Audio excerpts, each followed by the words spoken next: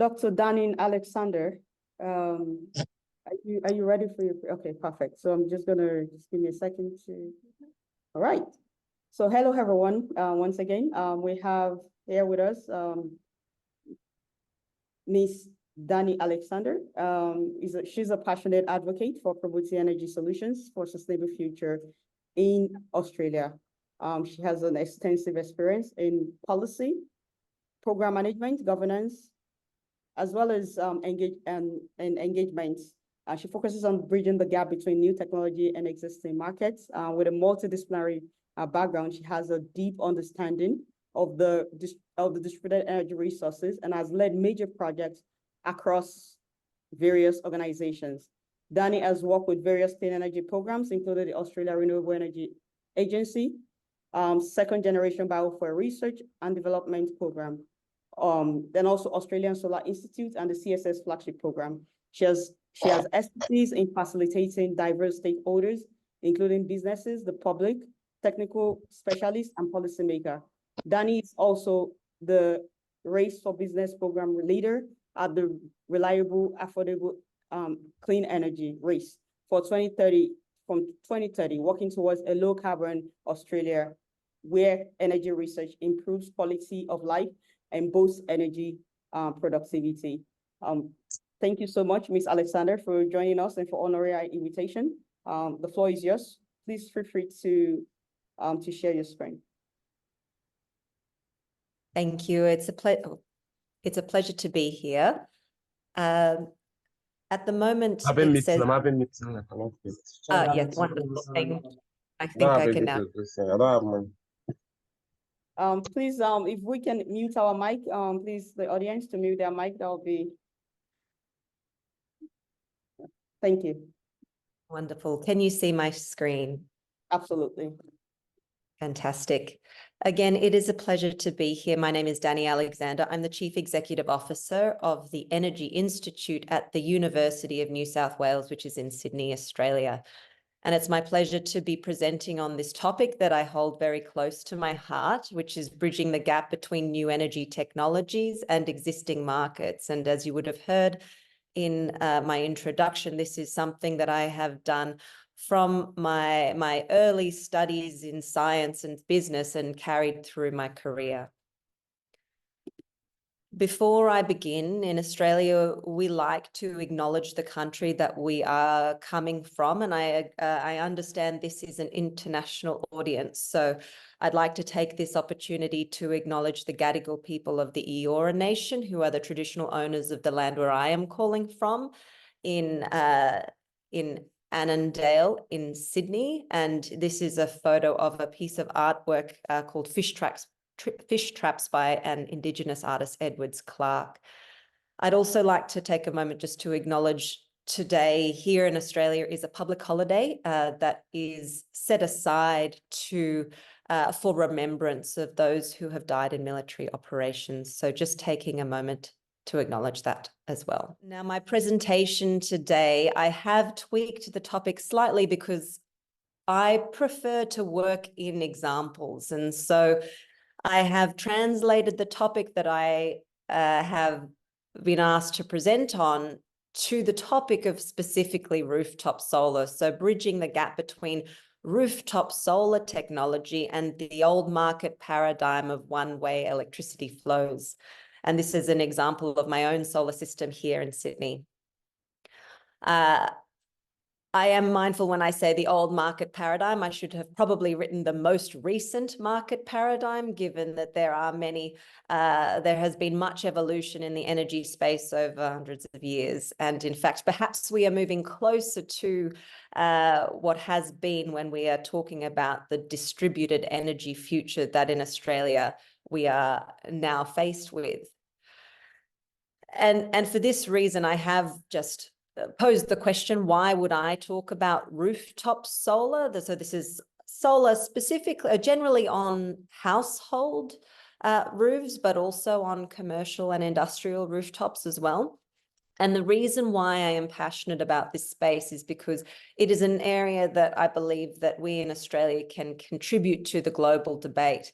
because we do lead the world in many ways in the integration of this type of generation. 35% of our houses have solar on them. And this accounts to, obviously, we are a smaller country, but for us, it's substantial, 34.2 gigawatts by the end of last year. And this is a map here from our Australian Photovoltaic Institute of Solar, which represents the density of that solar resource. And you can see that there are some locations in Australia where more than 70% of rooftops have solar on them. Now, we are expecting this trend to continue, and in fact, our energy market operator, known as AEMO, expects that just solar on rooftops itself will account for about a quarter of our energy mix by 2050, when we hope to achieve net zero. You can see this here in this diagram. I appreciate that the text is small, but the top part there is rooftop and other distributed solar compared to other generation sources, including utility scale or large scale solar, wind, and storage, hydro and gas, which is continuing to have a role as for firming in the future. But the key question does remain for us as to whether or how we can operate our system with such a high level of distributed generation, given we have created a system that is designed for, in general, coal-fired generation to move in one direction to a smaller consumer. Now we are in a situation where there are these reverse power flows from all of this generation on our grid coming from households that is ostensibly invisible to our market operator, because they're not able to see to that level of granularity on the network. So in the spirit of this bridging the gap with technology and existing markets, I have started with technology and acknowledging that there are several technology challenges that we still need to address if we are to do this successfully, achieving this, say, 25% penetration of distributed generation. This is a diagram, and I'm not going to go into it in significant detail, but it's a representation of a significant body of work that we have been doing with our market operator and networks here, looking at how that rooftop solar behaves on the grid. This is a representation here of essentially what an inverter does, the inverter connecting that solar to the grid when it is exposed to a disturbance on the electricity network. What we found several years ago was that at that point, approximately half of the inverters that were likely going to be connecting the solar were misbehaving when exposed to those common grid disturbances, which at the time was not necessarily a huge issue. But of course, as we scale up this resource, it will become more and more so. So this diagram is just representing that, where there is a small grid disturbance. If you can see it here, if you can see my cursor in the first diagram, and you can see that some inverters are disconnecting completely. Of course, when we think about that at a large scale, if we are not expecting this to happen and many inverter-based resources, including solar, unexpectedly disconnect, that would create huge challenges for those who are trying to keep the lights on. We have continued this work with subsequent projects, and I'm pleased to say that we are making good progress, but it is just a representation of how we need to address those technology challenges. What I would say, though, in this case is that it is not just the technology challenges that we need to address. I have two diagrams here. I'm going to spend a little bit of time just explaining what they are, because I understand they're not intuitive. But really, what I'm trying to represent here are two indices or two representations of maturity of the technology and its commercial maturity as well. When we're talking about new technologies, particularly related to these consumer-owned resources or people owning solar or batteries, there's actually a life cycle here of innovation that we need to consider. It's not just the inverter technology that we're looking at. We're also looking at innovations relating to, say, in the opportunity identification, understanding the network and having technologies that can understand the network to see the resource and see its potential to provide services that can be valued. For instance, generation, if that solar is generating, but also other services that could be provided, like grid support services, like voltage regulation. We also need to innovate the way that we interact with customers, because they have never participated in the energy market before. And invariably, even if they do participate, we need to think about the platforms that we have to integrate all of those resources into both the market, but also onto the network. And those are these three here: develop, integrate, and orchestrate stages along the life cycle. And finally, we need to innovate the way that we are actually transacting for these services. How are we paying for them? How is that value being transferred? So with that brief introduction, and I can provide more detail on this, it's a current project that is finished but not yet published. What I'm hoping that you'll be able to see from this diagram is that on the technology side, you know, we're getting closer to what we would call technology maturity, or up the technology readiness levels that many might be familiar with.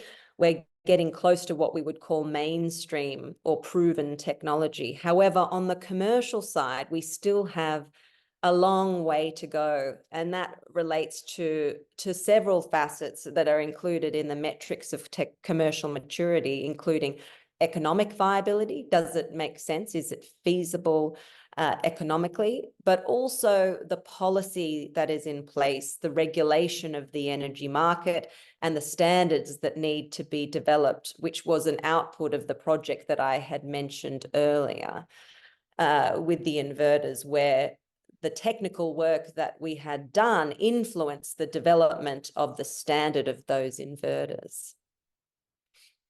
In the vein of this commercial progress that we need to make, I have put this diagram here that may also be familiar to many of you, which is this issue that we face still, that funding the high development costs of energy technologies through this valley of death across that technology maturity beyond research, but before it is commercially viable, it continues to be difficult. And this is especially difficult in the energy sector, as we have high capital costs facing us, and we have also got long lead times as we de-risk those energy technologies to an extent that we are able to connect them to our electricity networks or households. Obviously, there are many safety considerations, but also there are very high reliability standards in Australia. 99.997% is our reliability standard on our network.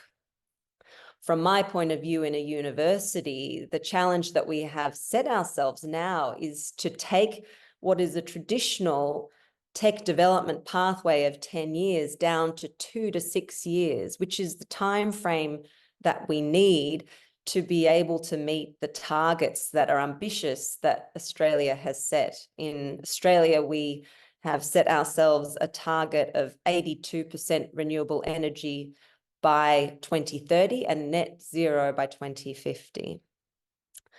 And this is the space where we need to, and the arrows here are represented, essentially bring forward the work of public sector organizations, including government and universities, as well as philanthropy to the right, and bringing forward the private sector investment earlier in that technology development cycle, whether that be angel investing, venture capital, or other private sector investment that must come earlier to be able to accelerate that commercialization pathway. I had put forward the technology and the commercial pieces of the challenge that we have ahead of us, but these do not include the social factors that must also be considered to deliver an equitable energy future.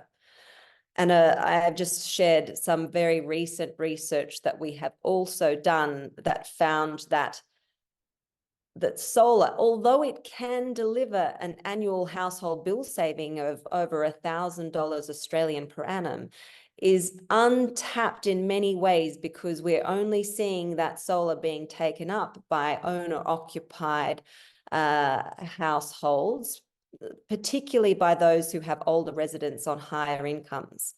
It's not surprising, but it is an issue that needs to be solved if we're going to access this 46 gigawatts of unrealized solar potential. And it is a space where there is an opportunity for governments to play a role. If we do not do this, if we do not seek also an equitable energy future, we may well face customer or peer backlash from people, which may hinder our energy transition as a whole. And I'm going to present a couple of examples that we have had in Australia that have done just that. First of all, we have a saying in Australia from many in the political sphere that there is no transition without transmission, but that transmission infrastructure invariably needs to be on land owned by people who need to be brought along the journey. And in fact, already we're finding that deployment of infrastructure has been turned away. Similarly, we've found that investment that is ready for new solar or wind or renewable energy generation is also being turned away where there has not been the appropriate level of community engagement. And this is an example from Mudgee, which is a small town, very beautiful area, very proud of its landscape. And they believed that those solar farms would harm their town, and they wouldn't go ahead with it. There are many that are working in this space, social scientists, but also community groups, and they are seeking to have us understand that there is no cookie cutter approach to this community engagement or social engagement through the transition, and we're doing great work in this space, but it's also critical work for the transition. And finally, bringing back to the original case study or use case of my talk today of solar, we are now seeing a real risk to this community engagement we have, the trust that we have engendered in having 35% of households taking up solar, now at risk because the networks are switching their solar plants off. And this is a current and live issue here in Australia of how to engage with those who either have solar or who want to have solar so that we can continue to benefit from that private investment that is really supporting our energy transition in Australia. So the closing message that I'd like to leave you with today really is that bridging the gap between this technology piece and existing markets is now everyone's job. This time for working in silos is over. We're moving forward quickly with the energy transition, and the issues that we are faced with are complex and systems level and require many different talents and backgrounds to be working on the same problem. And to close, I just wanted to share a photo from a recent town hall that I hosted for my institute at the University of New South Wales, and represent the capabilities that we're bringing together here. As you can see, broad from social science, political science. Of course, there are many engineers working in this area, electrical and solar and other mechanical. We have huge capabilities there, but they're also working with the architects, the chemists, and the physicists, all on the same problems. And so with that closing thought, I'd like to thank you for inviting me to speak with you today. And invite any questions if there were any from the audience. Thank you very much, Ms. Alexander. Wonderful presentation. Would have loved to ask questions, but we're running a little bit out of the schedule. We're a little bit behind the schedule. However, since the good thing is we have your, if you can please project your the last slide with your information, please. Yeah. Okay. Perfect. So please, to the audience, if you have any questions, please feel free to email Ms. Alexander as dani.alexander@unsw.edu.au. Thank you so much for your time.